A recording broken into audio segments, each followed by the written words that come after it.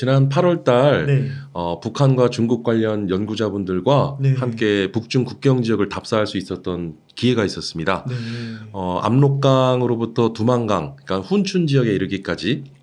그래서 훈춘은 북중러 3국이 이제 그 국경선을 맞닿아 놓고 있는 지역인데요. 네. 정확하게는 이제 1334km입니다. 그래서 이게 이제 전 세계적으로 이 강을 이제 강 자체를 네. 국경선으로 정해 놓은 거예요. 네. 그러니까 무슨 얘기냐면 압록강과 두만강 그 자체가 북한과 중국의 이제 국경선이 돼 버리는 거죠. 그 강 자체가. 네. 그래서 이제 백두산 천지도 제가 이번에 올라갔다 왔는데 다행히 기상이 맑아서 제가 천지를 제대로 좀 볼 수 있었던 또 소중한 기회가 됐는데 네. 백두산을 기점으로 압록강이 이제 물줄기가 서해 쪽으로 흘러요. 그리고 또 백두산을 중심으로 두만강이 이제 동해 쪽으로 물줄기가 이렇게 흐르면서 이제 백두산 천지를 기점으로 그래서 우리 압록강과 두만강 그래서 네. 전체 1334km인데 저도 이제 북중 국경 지역 답사를 하면서 좀 느낀 게 네. 저도 원래 청와대 안보실에서 북한 대북정보업무도 담당하고 했었지만 뭐 북한에 대한 어떤 사회 체제나 실상을 접근하는 데 있어서 좀 제한적일 수밖에 없고요. 그래서 우리가 관련 문서나 보고서들로만 의지할 수밖에 없고 일부 사진 자료들, 일부 영상 자료들을 우리가 또 입수를 해서 그것을 분석을 하는데 뭐 국정원이나 외교부, 통일부 이런 관련 정부 부처에서 또 그런 자료들을 이제 청와대 국가안보실이랑 같이 네. 이제 자료 분석을 하는데 저도 좀 사실은 좀 의아했어요. 왜냐하면 북한의 어떤 좀 모습을 이미지를 생각을 해보면 북한에 있는 모든 산은 다 민둥산이고 맞아요. 그리고 북한은 이제 전력난이 극심하여 밤마다 촛불 켜놓고 있다. 그러니까 저희가 알기로도 그렇고 저도 실제로 이제 북한의 열악한 그런 이제 북한 주민들의 삶이 그러할 것이다라고 저도 알고 있었는데 네. 글쎄요 1334km에 이르는 압록강으로부터 두만강에 이르는 지역까지 네. 북한의 뭐 신의주와 해산 뭐 다양한 뭐 큰 도시뿐만 아니라 작은 소규모 이제 농촌 마을의 형태까지도 우리가 이제 눈으로 보면서 네. 북한의 가옥의 형태가 물론 뭐 그냥 단순한 슬라브 형태나 판잣집 형태도 많았지만 우리나라로 따지면 뭐 빌라나 아파트 형태 또는 뭐 단독주택이 우리나라 뭐 전원주택처럼 네. 그리고 페인트 칠이 잘 돼 있어요. 그래서 그래요?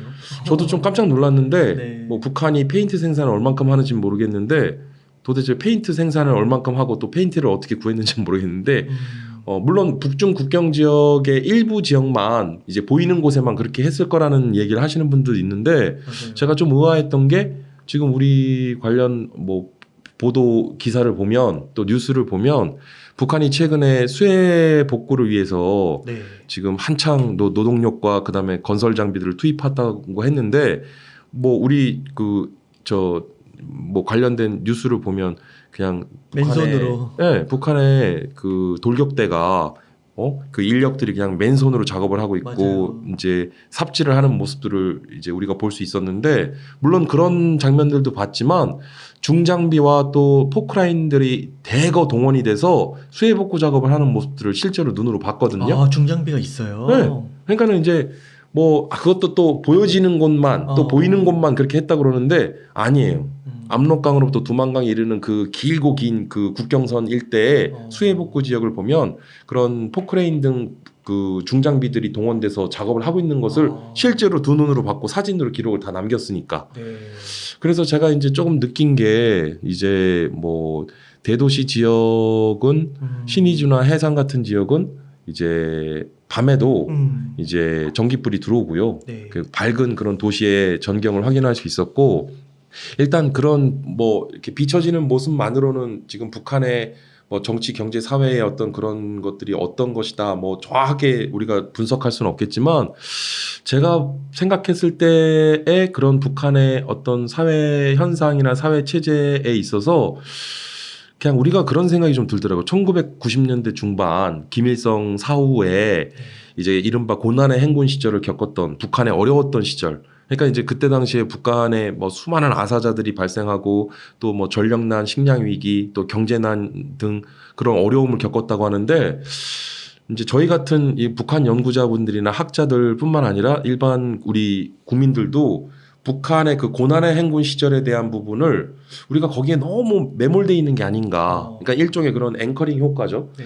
그래서 이번 기회에 북한의 이제 북중 국경 지역에 좀 국한됐긴 했지만 북한의 어떤 좀 실상을 조금이라도 엿볼 수 있었던 좋은 기회였고, 한 가지 좀 말씀을 드리고 싶은 게 북한의 지금 3대 세습 체제 하에 북한의 저런 독재 체제는 지금 현 북한 정권은 붕괴되고 네. 하루빨리 평화적인 방법으로 통일이 됐으면 하는 바람입니다. 저는 그런 마음을 갖고 있고요. 근데 북한이 그냥 스스로 붕괴되기만을 우리가 그냥 이렇게 바라는 것 갖고는 이건 별 도움이 안 돼요. 그러니까 북한 사회나 북한의 지금 실상을 있는 그대로 우리가 받아들이고 이에 대한 철저한 분석과 냉철하고도 세심한 또 세밀한 분석들이 이루어져야 된다는 것이고, 그래서 우리가 북한을 바라볼 때 어떤 좀 왜곡된 시각에서의 어떤 그런 것보다는 있는 그대로를 우리가 받아들여야 되겠다. 좀 그런 좀 어떤 생각이 좀 들더라고요. 아, 네. 그러면 교수님 약간 확대 해석 같기도 한데 그 보통 이제 막 탈북민들이나 북한 전문가분들 이렇게 인터뷰를 해보면 북한의 군사적 능력은 이미 와해가 돼가지고 이제 김정은 권력으로 끝장나고 막 이런 얘기를 하시는데 그렇지 않을 수도 있다 이렇게 보시는 건가요? 자, 우리나라 국방부는요, 2년에 한 번씩 국방백서를 발간합니다. 그래서 국방백서에는 적 위협이 나와요. 그래서 이제 적 위협으로서 이제 주적이라는 표현을 쓰기도 하는데, 북한의 이제 실질적이고도 북한의 그런 위협적인 군사적 그런 수준들을 평가했는데, 기본적인 북한의 군사력 평가에 있어서 첫 번째, 북한군 상비병력 128만. 근데 이 128만이라고 하는 수치가 언제부터 128만인지 모르겠어요. 약간 미스테리이긴 한데, 자, 북한의 인구, 지금 우리나라 대한민국 인구, 지금 우리가 1인당 국민 총소득이 3만 달러를 넘었죠. 그 다음에 5,200만. 그러니까 이제 3050 클럽에 우리가 전 세계 10번째 이름을 올린 거 아닙니까? 근데 반면에 북한은 인구 2,500만이라고 해요. 근데 2,500만이 안 될 거라고 해요. 그래서 최근에 정보기관이나 우리 정부 당국에서도 북한의 인구를 한 2,200만 내지는 한 2,000만 내외로 평가를 하고 있는 것이 일반적인데, 최근에 탈북민들 보면 이제 북한의 고위직 탈북자들 또 탈북이 또 두드러지는 특징이 있는데, 그분들의 증언에 입각해서 보자면 북한의 인구가 2천만이 채 안 될 거라는 얘기를 해요. 그래서 북한 인구 한 1,800만 내외일 것이다. 그리고 또 최근에 김정은 위원장이 또 그 출산 장려를 합니다. 그러니까 북한에서도 북한 인민들에게 애를 많이 낳으라고 해요. 그러니까 북한이 지금 인구 우리와 더불어 인구 감소에 따른 그런 또 문제가 있다라는 거죠. 그래서 정확하게는 이건 아무도 모르는 거예요. 무슨 얘기냐면 지금 북한의 공식적인 북한의 전체 인구가 공식 집계된 거를 우리가 어느 정도까지 받아들여야 될지 알 수도 없고, 북한군 128만이라고 하는 상비 병력은 한 번도 검증되지 않은 수치고 검증할 수도 없는 수치예요. 그러니까 북한의 일부 탈북자분들 중에는 이제 북한군에서 이제 탈북하신 분들도 계시잖아요.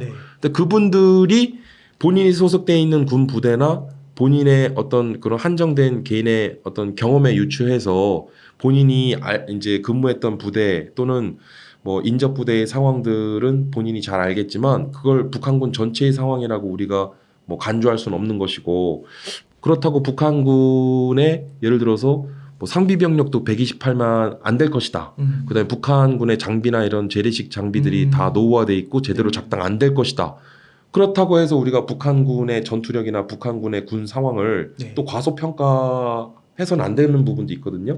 그래서 이 부분을 우리가 그럼 북한군의 현재 어떤 군사력이나 그런 전투력을 평가하는 데 있어서 이걸 온전히 평가하고자 하면 사실은 방법이 없어요. 그래서 우리는 그냥 이제 추측만 할 뿐인데, 북한군 128만 병력 중에 이제 군사분 개선 MDL 인근에 북한군 한 70만 정도가 배치돼 있다고 하지 않습니까? 그러니까 이제 북한군 전체 상비 병력 중에 절반 이상이 한반도의 허리인 우리 38도선에 다 부근에 배치돼 있다라는 거예요.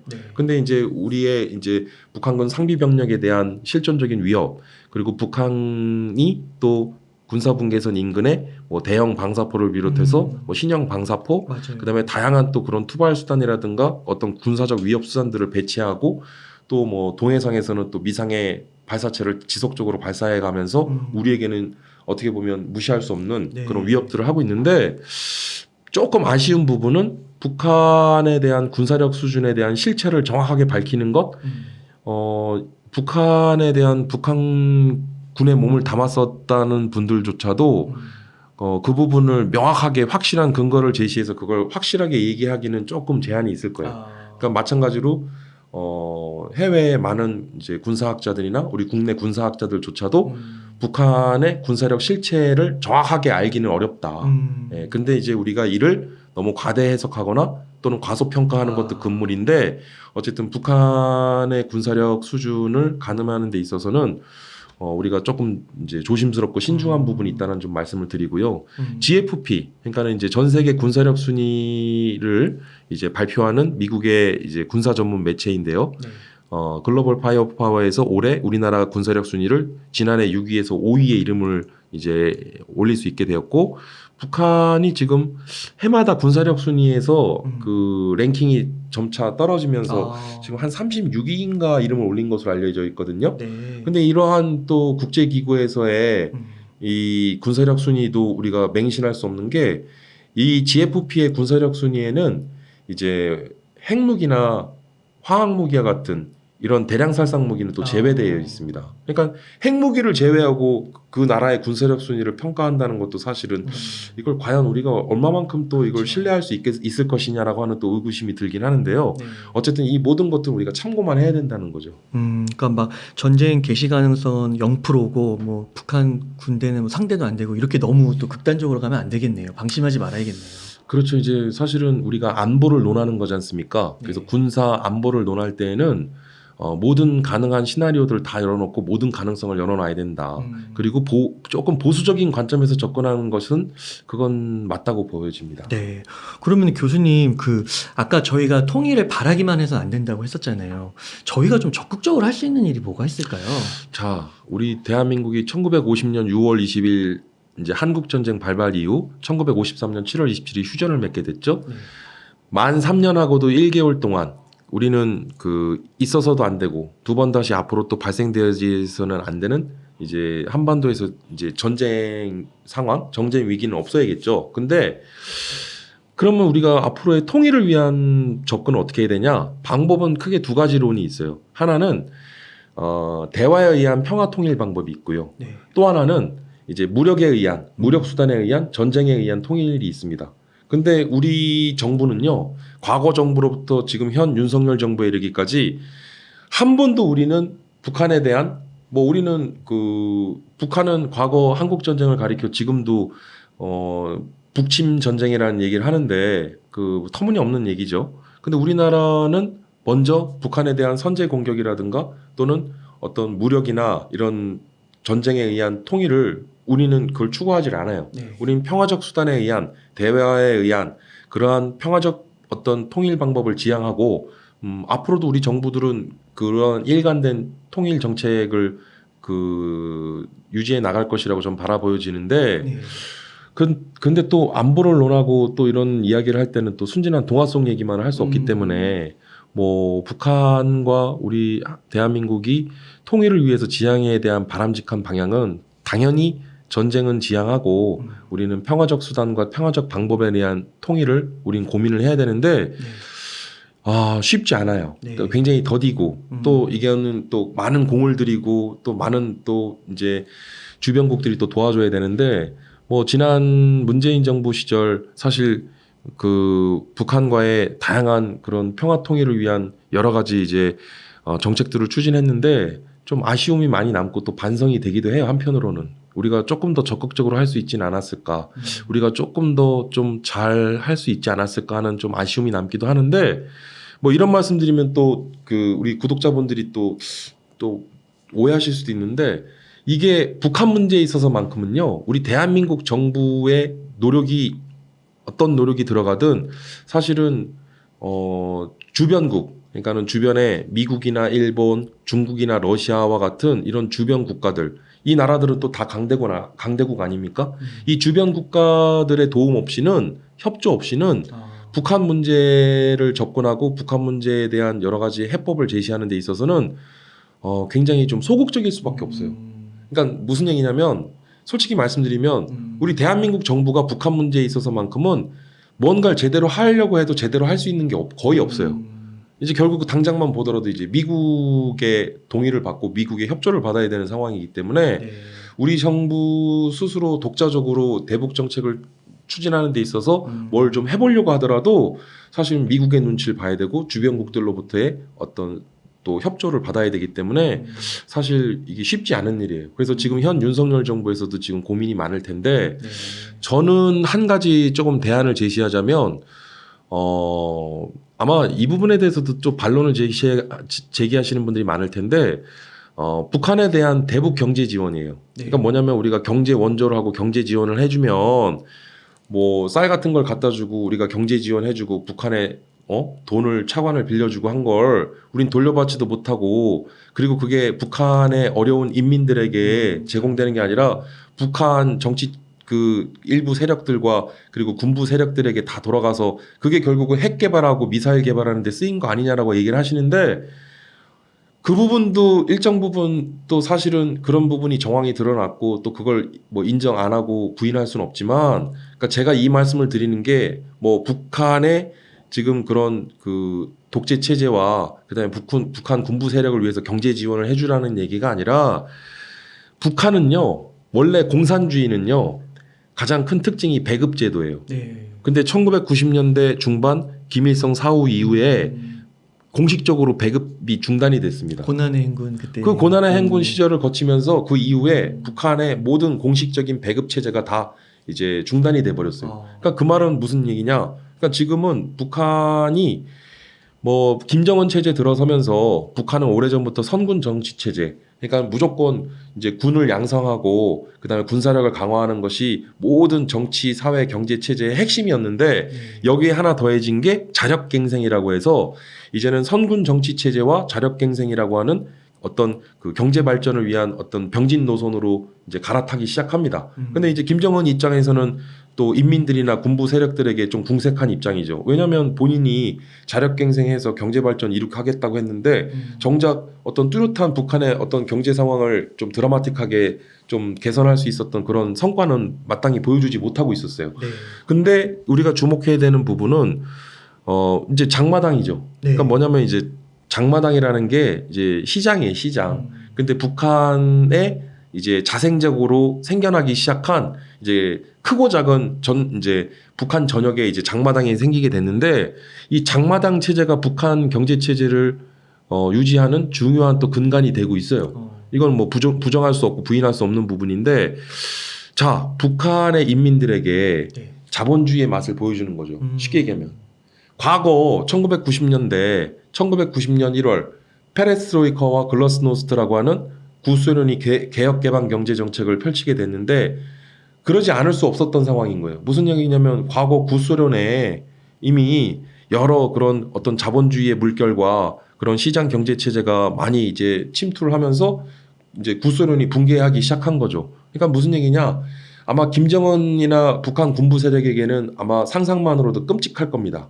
북한 인민들이 쉽게 얘기하면 이른바 자본주의의 맛에 들어서 북한 체제 스스로가 붕괴될 수 있도록 하는 것. 네. 그러니까 우리나라가 지금 북한 주민들이 우리 K 드라마 이제 한류 열풍이 이제 북한까지도 전달이 돼서 이제 우리나라 드라마나 영화 또 우리나라 가요 같은 걸 많이 듣는다고 하지 않습니까? 맞아요. 또 이제 더 나아가서는 우리나라의 뭐 다양한 이제 그 먹거리들이라든가 또는 기타 뭐 옷가지리우 그다음에 또 기타 뭐 그런 것들이 이제 뭐 공식적인 그런 교육은 아닐지언정 이제 북한에 그렇게 이제 밀수 형태로 이제 뭐 중국을 경유해서 북한에도 우리 한국산 그 물품들이 또 북한에도 많이 지금 들어가고 있다고 하는데 이제 그런 부분들에 우리가 조금 더 집중을 해야 된다는 거예요. 그래서 북한과의 경제 교류 또는 경제 협력과 경제 지원들을 더 활발히 해야 된다. 오히려 컨텐츠 이런 쪽도 그렇죠. 효과가 있고. 그게 결국은 북한 체제를 스스로 무너뜨리게 하는 가장 주요한 방법이 될 것이다. 아, 그래서 그런가 요즘에 막 보면은 뭐 중학생도 30몇 명인가요? 뭐 공개 처형했다고 그러고 그 너무 이렇게 극단적으로. 그러니까 이제 북한이 아는 거죠. 북한의 인민들의 네. 어떤 그 민심 위반 현상이라든가 북한 체제에 대한 어떤 좀 반감이라든가 약간 동요하는 움직임들을 잠재우기 위해서 폭력적이고도 강압적인 그런 행태를 보여주고 있는데 네. 그런 것들이 북한은 알고 있다라는 것이고 북한이 이런 데에 굉장히 민감해한다는 것을 보여주는 방증인 것이죠. 교수님, 그리고 그 국방부가요 이런 말을 했었더라고요. 북한이 핵 사용을 기도하면 정권의 종말을 맞을 것인데 그 이유가 한미 동맹의 즉각적, 압도적, 결정적 대응에 직면하게 될 거다. 그래서 여기서 즉각적, 압도적, 결정적 요거를 좀 구체적으로 어떻게 이게 드러나는 건지 좀 아시나요? 예, 지난 2022년 3월 네. 이제 대통령 선거가 있었죠. 네. 그래서 우리 윤석열 대통령께서 2022년 5월 이제 당선이 되셔서 취임을 하시게 됐는데 그때 당시에 대선 캠프에서 이제 윤석열 캠프에서 얘기했던 게 두 가지가 있었어요. 이제 하나는 이제 외교 안보 노선인데 이제 우리가 흔히 외교 노선은 실용 외교냐 자강 외교냐 크게 두 가지로 나뉩니다. 그래서 그때 당시에 민주당의 이재명 캠프에서는 실용 외교를 그리고 윤석열 캠프에서는 자강 외교를 외쳤죠.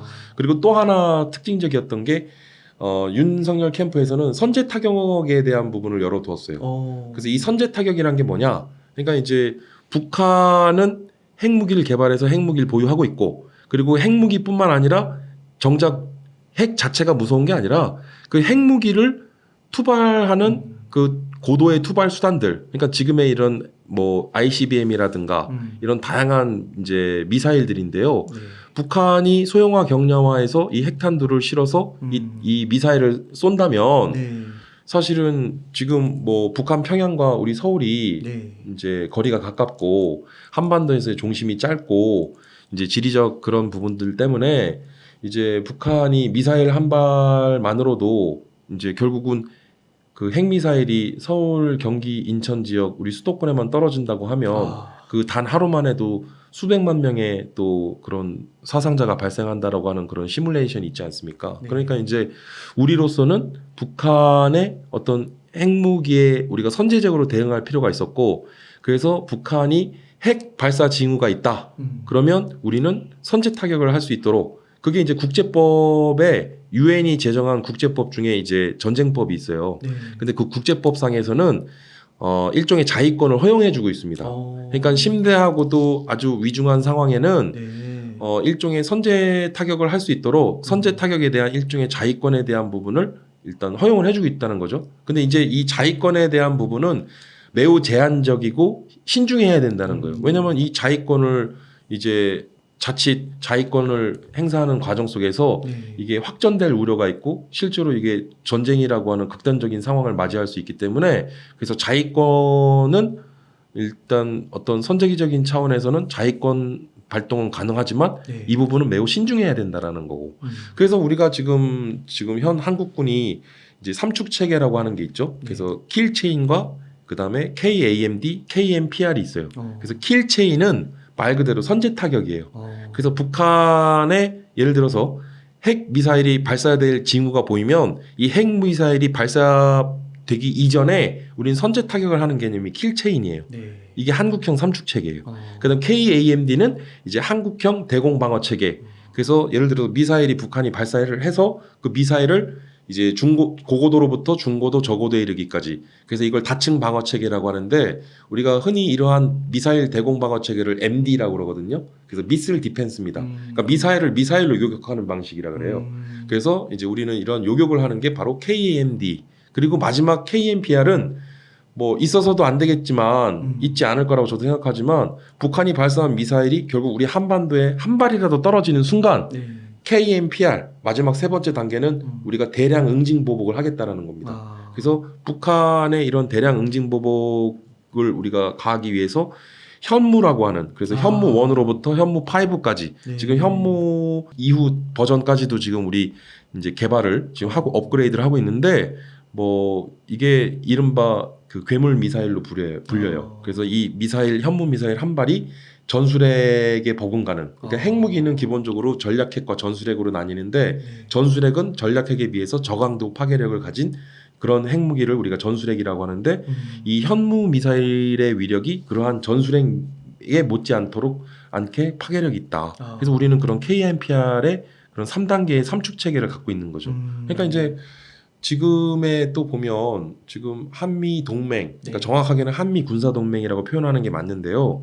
1953년 10월 1일 우리는 한미 상호 방위 조약을 체결함으로써 지금에 이르기까지 이제 한미 군사 동맹이 이제 굳건히 한미 동맹을 유지하고 있는데 우리는 미국으로부터 해구산을 제공받도록 돼 있어요. 근데 이제 조금 아쉬운 부분은 나토식 해구산 제공이 좀 아직은 안 되고 있어요. 무슨 얘기냐면 나토식 핵 공유라는 것은 가령 나토 회원국 중에 어떤 한 회원국이 핵 공격을 받게 되면 이제 핵 보복을 해줘요. 즉각적인 핵 보복을 해주는데 우리나라는 미국으로부터 제공받는 해구산에 있어서 한 단계가 있어요. 뭐냐면 이제 미 국회, 미 의회의 승인을 받는 절차가 있어요. 그러니까 이제 혹자는 어떤 분들 그런 얘기를 하세요. 그러면 우리나라는 북한이 핵 공격을 해서 우리는 핵 공격을 받았을 때 미국이 핵 보복을 해줘야 되는데 미 의회의 승인을 받으면 이거 너무 늦는 거 아니에요? 이러는데 여기에서의 가정은 이미 우리나라는 핵 미사일 공격을 받았다라는 거고요.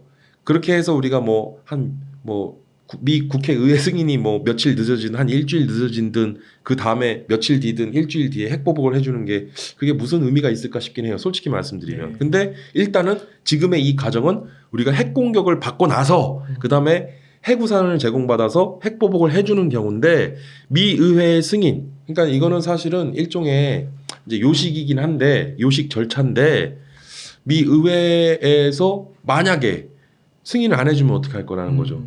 그러니까 무슨 얘기냐면 미 의회에서 예를 들어서 미국 본토에 미국 국민들이 제3차 세계 대전이 핵 전쟁이 벌어지면 어떡하냐. 그리고 또 왜 다른 나라의 전쟁에 우리나라가 핵무기를 사용함으로써 핵 전쟁을 촉발시키려 하냐. 다른 나라의 전쟁에 개입하지 말자. 일종의 반전 여론이 분다면 그럼 미 의회에서도 이걸 승인해 주기가 쉽지 않겠죠. 그러니까 이런 것들 우리가 간과할 수 없는 거예요. 그러니까 이제 우리 정부, 우리 대한민국 국방부에서는 즉각적이고도 확고한 그런 한미 대응 태세 하에 북한의 어떤 핵 위협에 우리는 그 즉각적으로 대응할 수 있다라고 얘기를 하는데 이거는 좀 너무 순진한 얘기죠, 사실은. 실상을 들여다보면 우리는 나토식 핵 공유를 받고 있지 않고 우리는 한 단계 더 이제 핵 보복, 핵 우산을 제공받기 위해서 핵 보복을 실행하는 단계에 있어서는 미 의회 승인 절차가 필요하다. 그러니까 이제 확고하고도 즉각적이며 신속한 그런 한미 간의 북한 핵 위협에 대한 대응 태세 그게 정말 확고하고 정말 신속하고 즉각적일 수 있느냐 여기에는 전 좀 퀘스천을 갖고 있어요. 그러면은 이 미 의회 절차를 바꾸든지 자체 핵을 보유해야겠네요. 아니 전 세계 모든 나라는요 핵무기를 보유하고 싶어 해요. 그러니까 핵무기를 보유하지 않으려고 하는 나라 또는 핵무기를 보유하는 거를 싫어하는 나라는 없을 거라고 좀 보는데요. 인류 역사상 가장 궁극의 무기인 핵무기를 보유하려고 하는 것은 거의 모든 나라가 이제 꿈꾸는. 그러니까 이제 사실은 이제 NPT라고 하죠. Non-Nuclear Proliferation Treaty라고 해서 이제 NPT. 그래서 그 핵무기의 확산을 금지하는 핵확산 금지 조약이 1968년 UN 산하에 이제 기구가 발족을 해요. 근데 이제 본격적으로 실효적인 활동을 하기 시작한 건 1971년으로부터 1972년부터 이제 실효적인 활동을 하기 시작하는데 이 NPT의 핵심은 그건 거예요. 자, UN 안보리 상임이사국, 미국, 중국, 러시아, 그다음에 그 영국과 프랑스 이 5개국을 제외한 기타의 다른 나라는 핵무기를 보유하면 안 된다라는 거예요. 그게 NPT에서 얘기하는 핵심이에요. 근데 문제가 있죠. 그 이후에 인도가 핵무기를 개발해서 보유하게 됐고 인도가 핵을 보유하니까 파키스탄이 핵을 보유하게 됐고 그 뒤에 이스라엘이 핵무기를 보유하고 그리고 북한이 핵무기를 보유했는데 근데 북한은 공식적으로는 핵무기를 보유한 그 핵보유국으로서의 지위를 얻진 못했어요. 근데 이제 그래서 우리나라 대한민국 정부는 공식적으로는 북한은 핵무기 보유국이라는 것을 우리는 인정을 안 하고 있어요. 우리 정부는. 근데 우리 정부의 공식 입장은 북한은 핵무기를 보유하지 않은, 그러니까 북한의 핵무기 보유국이라는 것을 우리는 인정을 안 하지만, 근데 우리 정부는 북한에게 항상 비핵화 얘기를 하고 있고 그 핵 무기를 포기하라고 하잖아요. 네. 근데 이게 좀 아이러니죠. 그러네요. 그러니까 우리 정부의 공식 입장은 북한은 핵무기를 보유하지 않았다라고 얘기를 하는데, 그러니까 핵무기 보유국으로서의 지위를 인정 안 하는데, 네. 근데 우리는 정작 북한에게 비핵화하라고 그러고 핵 포기하라고 그러잖아요. 그러니까 이게 약간 좀 넌센스인 거죠, 사실은. 네. 근데 어찌 됐든 그러니까 이제 우리 정부의 입장은 그런 거예요. 뭐냐면 북한의 핵 개발, 그러니까 그리고 북한이 핵무기를 보유한 핵 보유국으로서의 지위를 우린 인정할 수 없는 거죠, 우리 정부는. 그렇죠. 하지만 북한의 핵무기 보유한 것은 사실이기 때문에 우리는 북한에게 지속적으로 우리는 핵무기를 이제 핵무기 보유를 이제 포기하라, 네. 이제 비핵화에 대한 이야기들을 우린 주문할 수밖에 없는 거죠. 그러니까 우리 정부의 입장은 좀 그럴 수밖에 없는 거예요, 사실은. 예, 이해는 돼요. 그리고 이제 최근에 핵무장론에 대한 이야기가 많이 맞아요. 나오는데, 가능성이 올라가는 것 같기도 하고. 그냥 저는 두 말씀만 드리고 싶어요. 그러니까 첫 번째는 이제 저의 입장부터 밝히자면, 저는 우리 대한민국이 핵무기 보유하는 거 저는 약간 양가적인 입장이에요. 그러니까 무슨 얘기냐면 우리 대통령과 우리 국민들이 원하시면 네. 핵무기 보유하면 돼요. 뭐 NPT 탈퇴해도 되고요. 그리고 NPT 조약문 단서 조항에는 말 그대로 단서 조항이 있어요. 그래서 필요시 핵무기를 보유할 수 있도록 해주고 있어요. 근데 그 필요시 핵무기 보유에 대한 부분은 그건 이제 우리의 자의적인 해석이 들어갈 수밖에 없고, 문제는 그 NPT의 단서 조문으로 들어간 그 단서 조항에 그 예외를 인정받은 사례나 국가는 없었어요. 그러니까 이제 이게 좀 제한 사항이죠, 사실은. 그럼 NPT 탈퇴해도 좋고, 하여튼 우리 국민 여러분들께서 원하시면 핵무기 개발하면 됩니다. 그러니까 우리나라가 지금 일본은 이미 핵무기를 보유하려 들면 한 달 만에 핵무기를 개발할 수 있는 상황이 됐어요. 왜냐하면 일본은 재처리 기술을 이미 미국으로부터 승인을 받았기 때문에, 이제 핵심은 우리나라도 지금 그 핵발전소를 많이 운영을 하고 나름의 그 핵발전소 운영에 따른 우리는 많은 또 기술적 노하우를 쌓아놓았기 때문에 우리도 지금 필요시 한다면 2달 이내에 핵무기를 개발할 수 있을 것이라고 이제 핵 개발자, 이제 핵 관련 이제 전문가분들이 얘기를 하세요. 네. 그러니까 저는 이제 엔지니어는 아니니까, 제가 무슨 핵 물리학자는 핵 기술자는 아니니까 그분들의 인터뷰 내용을 이제 인용을 하자면, 우리나라의 핵 관련 기술 수준이 뭐 마음만 먹으면 2달 이내에 핵무기를 개발할 수 있는 수준이라고 하시지 않습니까? 네. 근데 이제 핵심 관건이 이거예요. 그 재처리 기술. 그러니까 사실은 우리가 핵무기 개발을 한다라고 얘기 안 하고 재처리 기술을 국제사회나 미국으로부터만 승인받으면 우린 사실은 핵 보유국이 된 거나 다름없는 거죠. 그러니까 이제 접근 방식이 네. 약간 조금 이제 약간 미묘한 차이가 있는 거죠. 근데 어찌됐든 그 우리나라의 대통령께서 지난해 4월이죠. 우리나라 윤석열 대통령께서 지난해 4월 미국을 방문하셨어요. 그래서 그때 당시에 바이든 대통령과 워싱턴 선언이라는 걸 해요.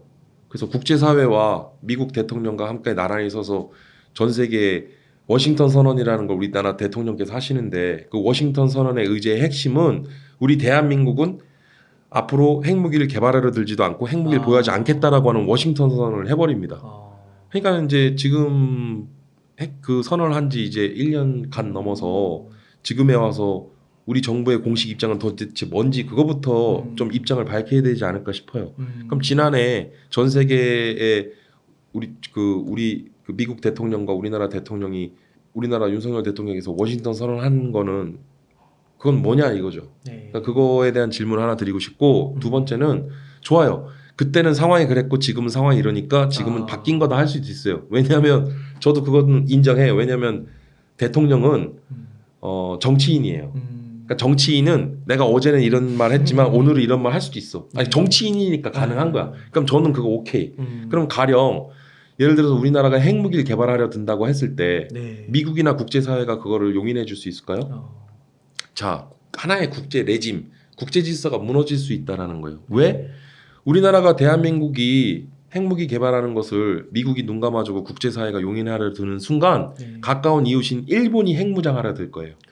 그리고 가까운 또 이웃 나라인 대만이 핵무장하려고 들 때 대만의 핵 개발을 이걸 하지 말라는 명분. 하지 못하게 할 명분이 사라져요. 아, 그러네요. 그러니까 전 세계 모든 나라들이 이제 우후죽순 너도 나도 핵 개발을 하려 들 건데 이걸 막기 위해서 발족한 게 1968년 NPT가 발족이 된 거예요. 전 세계 약 한 190여 개 국가가 이 NPT에 가입을 했죠. 네. 근데 우리나라의 이런 입장, 그러니까 우리나라가 안보상 지금 북한이 핵무기를 개발해서 보유하고 있고 네. 한반도 중심에 우리 지금 불안정한 국제 정세와 함께 맞물려서 지금 굉장히 좀 불안한 상황은 맞는데 과연 국제사회의 용인과 그다음에 미국 정부의 승인을 얻을 수 있을까? 그리고 우리가 이해득실을 좀 따져야 되는 게 그럼 우리가 핵무기를 개발해서 보유하는 것과 그리고 국제사회로부터 어떤 국제사회의 비난 여론과 또 국제사회로부터의 고립 그다음에 또 한미동맹이 파기될 것까지도 우리가 감수하면서 네. 핵무장을 하고 핵무기를 개발하는 것이 과연 우리나라 국익에 도움이 될 것인지를 냉철하게 이걸 분석을 해야 된다는 거예요. 맞습니다. 우리가 핵무장하고 핵 개발하려고 하는데 예를 들어 국제사회로부터 고립이 되고 한미동맹이 파기되려 한다면 네. 그건 정작 누가 원하는 걸까요? 그건 북한이 원하는 거 아닐까요? 그러니까 우리가 이런 걸 좀 냉정하게 짚어봐야 되는 거예요. 그래서 저는 조금 제안 드리건데 사실 똑같은 얘기인데 핵 재처리 기술을 용인받는 것까지는 좀 얻어내자. 아니면 두 번째 나토식 핵 공유를 받아내자. 네. 그리고 마지막 세 번째 과거 1990년대 우리가 한반도에 그 전술핵을 배치했다가 이제 그걸 철수를 했는데 전술핵을 다시 재배치하는 것은 거기까지는 좀 우리가 열어놔야 되지 않을까. 그래서 저는 다시 정리를 하자면 우리나라 대한민국의 핵무장론에 대해서는 핵 개발하고 핵무장하자는 이런 여론에 대해서는 약간 양가적인 입장이긴 해요. 네. 근데 저는 좀 아이러니하게도 군사학자고 전쟁을 연구하는 사람이지만 전쟁과 무기를 연구하는 사람이지만 그래도 핵 개발에 대한 부분은 조금 조심스러워요. 신중해야 된다라는 쪽이 좀 더 가까워요. 왜냐면 근데 사실은 그건 있죠. 뭐냐면 우리나라가 전 세계 군사력 순위 5위고 네. 그리고 우리나라가 지금 해외 무기 수출도 많이 하고 군사력 증강에 열을 올리는데 우리가 군사력 증강을 한다고 해서 이걸 꼭 전쟁을 하려고 군사력을 우리가 높이는 건 아니잖아요. 네. 마찬가지로 우리가 핵 개발한다는 게 우리가 꼭 핵 전쟁을 하려고 핵 개발하는 건 아니지 않습니까? 네. 그러니까 이제 핵 개발에 대한 부분은 가능성만큼은 열어두고 있는데 여기에서만큼은 조금 신중해야 되지 않을까 그런 생각을 갖고 있고 반면에 그러면 핵무장이나 핵 개발에 대한 부분이 안 된다면 일종의 차선으로서 우리가 생각할 수 있는 게 첫 번째 나토식 핵 공유, 핵무기를 개발하고 핵무장을 하려 한다는 것에 약간 이해 못 미치지만 약간의 차선으로 제시할 수 있는 게 앞서 말씀드렸던 그런 거죠. 나토식 핵 공유에 대한 부분들. 그 다음에 이제 더 나아가서는 그 한반도에 전술핵을 재배치하는 부분까지 거기까지는 우리가 조금 더 좀 가능성이 있지 않을까 뭐 그런 생각을 갖고 있습니다. 러우 전쟁이 있어서 북한이 러시아에 포탄을 공급했다고 하잖아요. 그 이유가 그런 식으로 얘기를 하시는 분도 있더라고요. 그 북한이 핵무기 기술을 어느 정도는 갖고 있지만 아직 뭐 소형 탑재 기술이나 이런 건 부족하기 때문에 그런 첨단 기술은 러시아로부터 얻어야 되기 때문에 이번에 뭐 포탄을 제공하면서 러시아에 뭐 호의를 샀다. 그래서 북한의 핵 개발 능력이 그렇게 높지 않다. 뭐 이런 평가도 있더라고요. 이런 건 어떻게 생각하세요? 네, 뭐 다양한 학자분들이나 전문가들이 본인의 견해를 펼치는 건 좋고요. 그리고 그 부분도 일견 타당한 부분입니다. 근데 이제 그에 앞서서 조금 우리가 생각해봐야 될 부분이요. 그러니까 있는 그대로 팩트를 짚어보자고. 팩트를. 네. 그러니까 2022년 2월 24일 네. 우러 전쟁이 발생을 했어요. 네. 자, 그래서 푸틴 대통령이 특별 긴급 군사작전 명령을 발령함으로써 2022년 2월 우러 전쟁이 발발했고 그래서 러시아가 우크라이나 동북부 지역의 돌출 지역인 돈바스 지역을 이제 기점으로 이제 전쟁 개시를 한 거죠. 네. 그리고 2022년 그해 가을 우리나라 대한민국 정부가 155mm 포탄을 이제 한 30만에서 40만 발을 미국에게 지원을 해줘요. 네. 그래서 미군이 그걸 우회해서 우크라이나에 포탄 제공을 해줬어요. 네. 그래서 우크라이나에 포탄이 제공된 그 155mm 포탄에는 한글 색인을 다 지우긴 했는데 그거는 결국은 우리나라의 이제 사실은 이제 와샵탄이라고 하는데 이제 뭐 우리는 이제 치장물자라는 개념이 있죠. 뭐냐면 이제 전시를 대비해서 평시에 비축해두는 물자예요. 그러니까 비축탄이에요. 그 네. 와섭탄은. 근데 그 155mm 포탄을 우리가 2022년 그해 가을 이제 결국 우회 지원돼서 우크라이나에 포탄이 지공되니까 2022년 겨울에 푸틴이 외신 기자들을 불러놓고서 우리 한국 정부에 대해서 굉장히 불만을 얘기를 합니다. 네. 그래서 한국 정부는 우크라이나에게 포탄을 제공하는 등 이런 살상용 직접적인 어떤 무기를 제공하는 거를 이제 이런 부분에 대해서 경고 메시지를 날려요.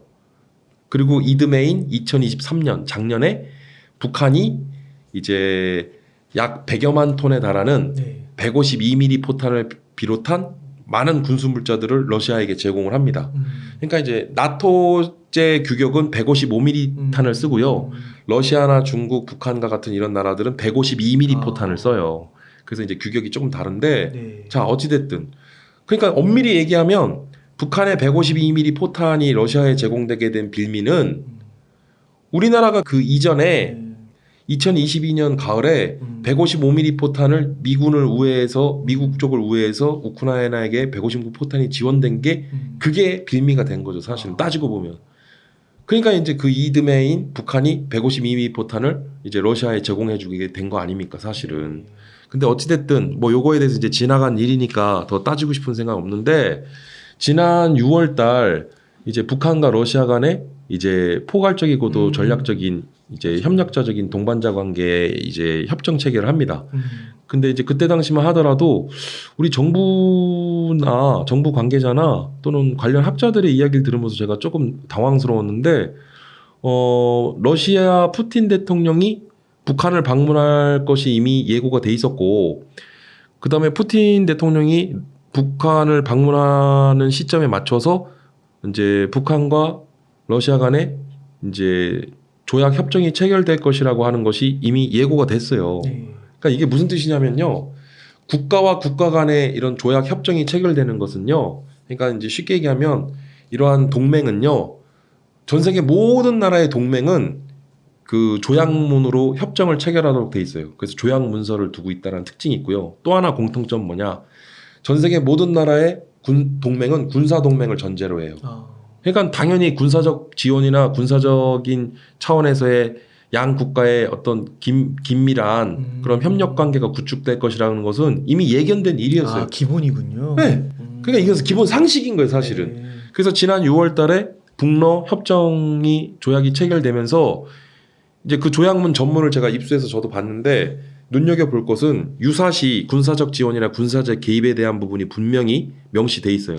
그래서 이 부분을 가리켜서 준 군사동맹이라고도 얘기하는데 사실상 이건 준 군사동맹이 아니라 군사동맹이라고 해도 표현을 해도 무방합니다. 거기다가 또 좀 특이할 부분이 이제 유사시 군사적 지원이나 군사적 개입에 대한 부분뿐만 아니라 여기에 이제 우리가 눈여겨볼 게 러시아가 북한에게 많은 군사 기술을 이전해 주겠다라고 하는 그 문구가 포함이 돼요. 네. 군사 기술 이전. 그래서 여기에 포함되는 군사 기술 이전이 무엇인지까지도 구체적으로 써놨어요. 거기다가 거기에 보면 뭐라고 써 있냐면 AI 인공지능 관련 기술이죠. 그다음에 우주 관련 기술. 그다음에 이외에도 반도체. 그다음에 그런 첨단 그런 기술들을 제공해 주겠다라고 하는 것이 그 조약문에 써 있어요. 네. 그러니까 이제 우리가 우주 기술이라고 하면 뭐가 있죠? 우주에 나가려면 뭘 쏩니까? 미사일을 쏘는 거 아닙니까? 그러네요. 로켓을 쏴야 되잖아요. 네, 로켓. 우주 로켓을. 네. 그 로켓에 탄두를 실으면 미사일이 되고요. 탄두가 없으면 로켓입니다. 네. 그러니까 무슨 냐면 우주 기술 이전해 준다는 건 미사일 기술 이전해 준다는 거예요. 네. 그다음에 여기에 더해서 AI 기술이라든가 그다음에 또 반도체, 그다음에 첨단 기술들. 지금 AI, 반도체 뭐 이런 기술들은요.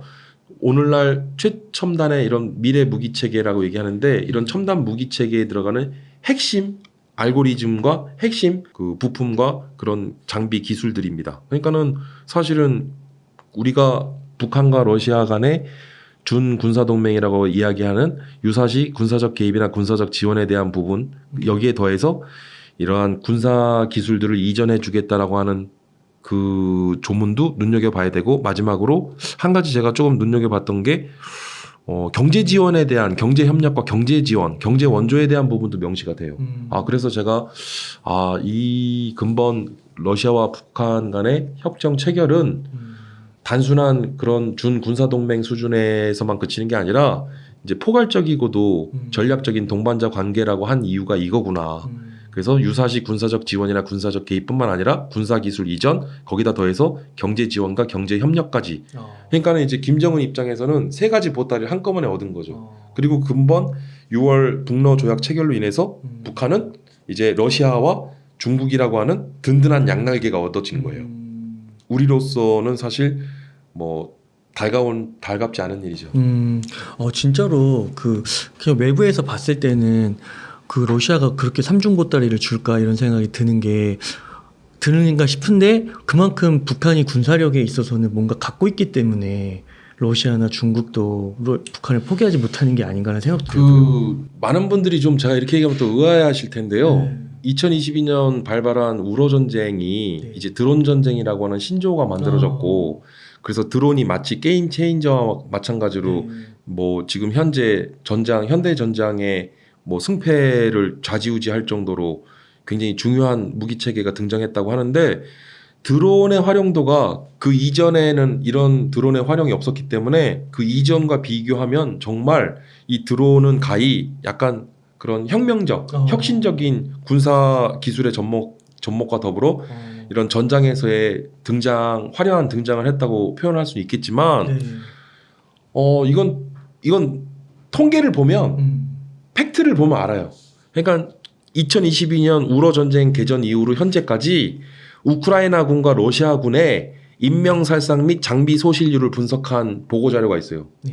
그 비공개 자료인데 제가 그걸 입수해서 이걸 분석을 했는데 드론에 의한 우크라이나군 타격과 러시아군 타격이 아니라 우크라이나군과 러시아군 양측 모두 약 70% 이상의 인명 손실과 장비 소실의 대부분이 70%가 155mm 포탄과 152mm 포탄에 의한 정말요? 그런 그 피해였다고 기록이 돼 있어요. 이 사실 제가 포병이어서 그러시구나. 그러니까 무슨 얘기냐면 오늘날 현대전에 있어서도요. 이런 재래식 화기와 화력 체계가 그렇구나. 아직도 압도하고 있다라는 거예요. 그래서 전쟁의 승패와 전투의 승패를 가늠하는 것은 드론이 아니라는 거예요. 제 얘기는. 아직까지는 그래도 재래식 무기가 압도하고 있다. 그리고 그러한 재래식 무기를 가장 많이 보유한 나라가 지구상의 대한민국과 북한입니다. 그래서 북한도 많이 보유한 이 재래식 무기를 이제 러시아가 또 원하게 됐으니까 이제 러시아 측에도 지난해만 약 100만여 톤에 달하는 152mm 포탄을 비롯한 군수 이런 장비들과 물자들을 지원해줬다는 거 아닙니까? 그러니까 이게 뉴스에서 접할 때 150mm, 105mm 막 이런 거는 진짜 6.25 때 쓰는 거였잖아요. 지금 105mm, 155mm, 152mm 뭐 예. 근데 이거를 지원한다 했을 때 무슨 지금 AI 시대에 뭐 핵이 있고 막 미사일이 있고 막 그런데 제가 분명히 말씀드리는데 여전히 현대 전장에서도 그리고 앞으로도 당분간은요 이러한 재래식 무기가 전쟁의 승패를 가늠하는 압도적인 그런 무기 체계는 여전히 재래식 무기에 의존할 수밖에 없다는 말씀. 지금 우러 전쟁이 보여주고 있잖아요. 근데 이제 이제 국민들이나 일반인들은 잘 모르시니까 드론 때문에 지금 우크라이나군, 러시아군이 저렇게 드론 전쟁을 벌이는구나 생각하시는데 드론은 분명히 얘기하지만 2022년 우러 전쟁 이전까지는 드론은 단순한 감시 절차용에 국한됐었고 일부 특수 목적용으로 드론을 제한적으로 활용됐을 뿐이지 본격적으로 이런 전투 현장에서 전쟁의 드론을 본격적으로 활용하기 시작한 거는 그 이전에는 없었어요. 그러니까 이제 사실은 드론 전쟁이라고 하는 신조어가 만들어질 법한 거죠, 사실은. 앞으로도 드론은 더 중요해질 건데 그래도 여전히 현대 전쟁에서는 이 드론과 비교할 수 없을 정도로 이러한 압도적인 재래식 활용 무기 체계가 전장을 압도하고 있다라는 거죠. 그 드론이 혁명적인 무기라고 하셨잖아요. 혹시 지금 어떻게 좀 사용이 되고 앞으로는 진짜 어디까지 가능할지 이런 양상 같은 게 있나요? 우리가 지금 우크라이나와 러시아 간 전쟁을 들여다보면 조금 주목할 게 이제 러시아군이나 우크라이나군이 가장 많이 사용하는 드론 중에 하나가 DJI, 그러니까 중국의 DJI라는 회사가 있어요. 근데 그 중국의 DJI는 전 세계 드론 시장의 마켓 시어를 한 70%를 점유하고 있는 전 세계 단연 최고의 업체입니다. 네. 그러니까 드론 시장 하면 이제 중국이 압도하고 있는 거예요, 사실은 드론 시장도. 근데 이 DJI는 지금 러시아군도 가장 많이 사용하는 드론이고 우크라이나군도 가장 많이 사용하는 드론임에도 불구하고 참 아이러니한데 DJI에서는 지금까지 단 한 번도 군사용 목적으로 군사용 드론을 만든 적이 없어요. 그러니까 이게 무슨 뜻이냐? 그러니까 지금 우크라이나군이나 러시아군이 사용하고 있는 DJI사의 드론은 쉽게 얘기하면 쿼드콥터라고 하는 4개의 프로펠러가 달려져 있는 드론인데요. 이 드론에 이제 찍개발을 달아서 이제 원격으로 리모트 조종을 하면서 여기 또 카메라 모듈이 달려 있습니다. 그래서 여기를 이제 GPS를 달아서 원격으로 이제 리모트 조종을 하는 거죠. 그래서 찍개발을 이제 투하시키는 방법 또는 이 드론 자체가 자폭용으로 이제 어떤 벙커나 아니면 또는 이제 참호나 아니면 적 병력이나 적이 이동하는 어떤 적의 어떤 트럭이나 장갑차 등에 직접적으로 이제 자폭 드론을 활용하는 경우도 있고요. 그래서 원래는 이제 드론이라고 하는 것은요, 원래 이제 드론이 영어 사전으로는 벌이 윙윙거리다는 뜻이에요. 네. 그러니까 왜 벌이 윙윙거리다라고 하는 드론이라고 하는 유래가 만들어졌냐면 1900년대 초에 이제 영국이 이제 오늘날 우리가 얘기하는 이런 이제 무인 항공기 초기 모델을 제작을 해요. 그래서 그거를 퀸 비. 그 퀸은 여왕이고 비는 벌이잖아요. 그럼 여왕벌이잖아. 근데 이제 약간 이름을 져놓고 보니까 영국 황실에서 이건 약간 여왕의 권위를 훼손시킬 수 있을 것 같아. 그러네요. 그래서 퀸비를 드론으로 바꾼 거예요. 그래서 드론은 이제 영어 사전에 보면 이제 벌이 윙윙거리다는 뜻인데 이제 그런 이제 어원이 네. 이제 이 단어의 어원이 그렇다는 거고 드론은 사실은 로우테크 기술입니다. 그러니까 우리가 하이테크 기술이라 얘기는 안 해요. 네. 근데 우리가 일반적으로 얘기하는 드론은 예를 들어서 한 60kg 정도 하부 중량을 견디고 채공 시간이라든가 또는 비행체의 어떤 이제 직경과 가로 세로 크기가 제한돼 있죠. 네. 그걸 우리가 이제 드론이라고 하고 드론은 여러분들 시중 마트에 가시거나 하면 뭐 아주 값싼 몇만 원짜리 드론으로부터 시작해서 뭐 십수만 원짜리 드론을 또 구입하실 수도 있는데 과거 한 7, 8년 전에는 유튜브에 미국 고등학생 하나가 그 미국 월마트에서 구입한 시중에 몇만 원이면 구입할 수 있는 드론에다가 권총을 매달아서 이걸 격발하는 영상을 올린 적이 있어요.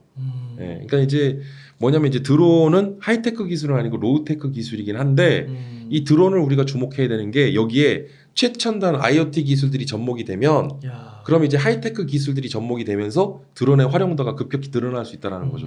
그래서 과거에 감시 정찰 기능 임무에만 국한되던 것이 이제는 공격용 내지는 자폭용 드론으로까지 그래서 이제 다양하게 활용이 되는 겁니다. 그래서 이제 드론을 보면 이제 원래는 큰 범주를 보면 UAV예요. 그러니까 무인 항공기 범주 안에 드론이 들어가는 거고 UAV 안에 SUAS라는 게 있어요. 그러니까 Small UAS인데 이거는 뭐냐면 작은 이제 전술형, 소형 전술 무인기를 뜻하는데 이제 그런 것들은 뭐 작은 글라이더 형태의 어떤 이제 비행기의 모습을 갖고 있고요. 그리고 우리가 얘기하는 이런 드론은 앞서 말씀드렸던 쿼드콥터와 같은 4개의 프로펠러가 달려져 있는 이런 드론을 우리가 드론이라고 얘기를 하는 거고요.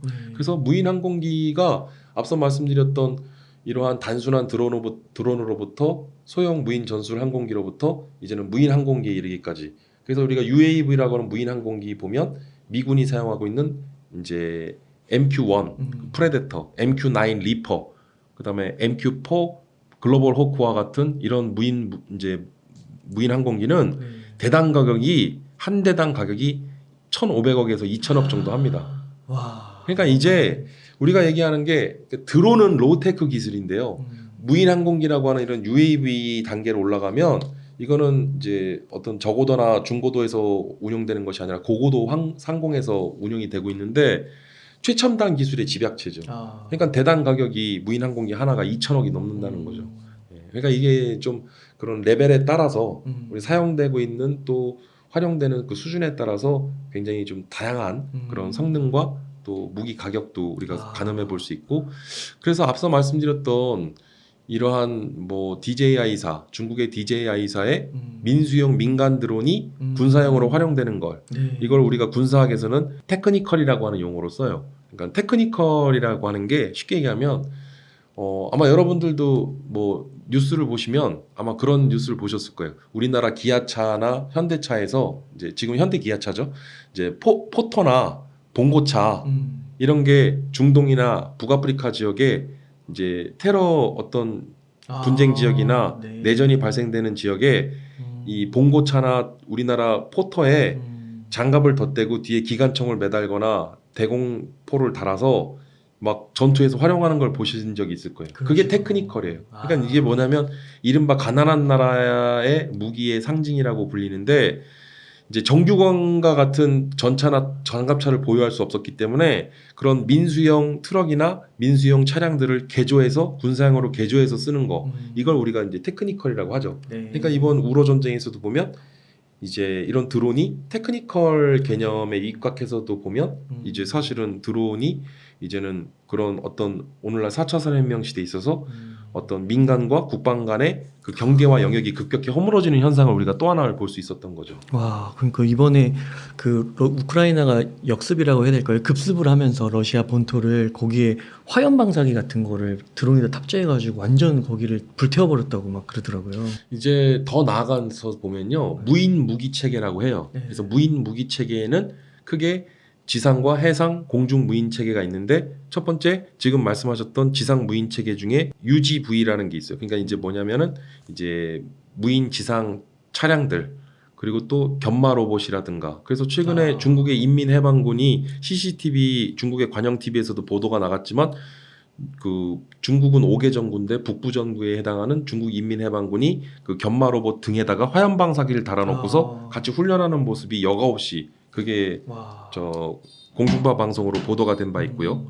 네. 그리고 또 해상 무인 무기 체계로서는 이제 우리나라 LIG 넥스원이라는 국내 방산업체가 해검이라고 해서요. 그래서 이런 무인 수상정을 또 개발해서 또 지금 또 군에 보급 전력화될 예정이고, 그다음에 이제 공중 무인 체계로서 앞서 말씀드렸던 이제 UAV 같은 무인 항공기, 그리고 뭐 드론 이런 것들이 해당이 되죠. 그러니까 이제 뭐냐면 이런 무인 무기 체계의 종류와 그다음에 이런 수준이 계속 높아지고 또 더 증대될 수밖에 없다. 그래서 지금 현 윤석열 대통령이 120대 국정 과제에서도 얘기한 이제 멈티라는 개념. 그래서 유무인 복합 체계인데 유인과 무인의 복합 체계. 그래서 맨드 그리고 언맨드 티밍. 그래서 유인과 무인의 어떤 협력 체계. 그래서 이제 이 멈티가 한 단계 더 진행되면 이제는 뭐 발음이 좀 이상한데 엄티. 그래서 무무인 복합 체계. 그러니까 완전 무인 자율화로 무인 무기 체계가 이제 미래 전장은 그런 걸 우리가 또 상상해 볼 수 있는 거죠. 아, 네. 아, 교수님 오늘 너무 이야기가 이걸 또 군사적이라는 거여서 이게 흥미롭다고 표현하는 게 맞는지 모르겠는데, 그래도 우리나라가 또 당면하고 있는 국면 지정학적인 문제가 또 있다 보니까 꼭 알아야 될 그런 지식들을 전달해 주신 것 같아서 너무 감사하고요.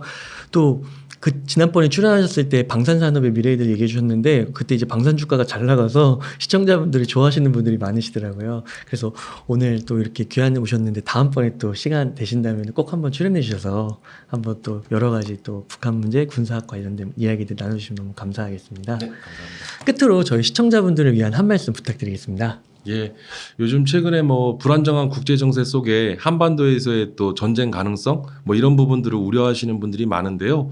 여러분들이 일상에서까지도 어떤 제약이 발생될 정도로 그렇게 너무 걱정 안 하셨으면 좋겠습니다. 그래서 여러분들 이런 뭐 글로벌 국제 정세나 또는 주변국의 이런 안보 상황들은 눈여겨서 우리가 살펴봐야겠지만 너무 그렇게 불안해 안 하셨으면 하는 당부의 말씀 좀 드리겠습니다. 네, 감사합니다.